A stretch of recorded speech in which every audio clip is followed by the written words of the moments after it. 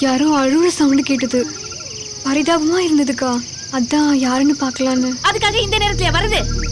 அது மட்டும் இல்லக்கா, தினமும் நைட்டு 11 மணிக்கு கெட்ட கெட்ட கனவா வருதுக்கா. ரொம்ப பயமா இருக்குக்கா. சரி சரி, எனக்கு தெரிஞ்ச சாமியார் ஒருத்தர் இருக்காரு, நாளைக்கு போய் அவரை பாப்போம். முதல்ல இங்க இருந்து கிளம்புவோம் வா.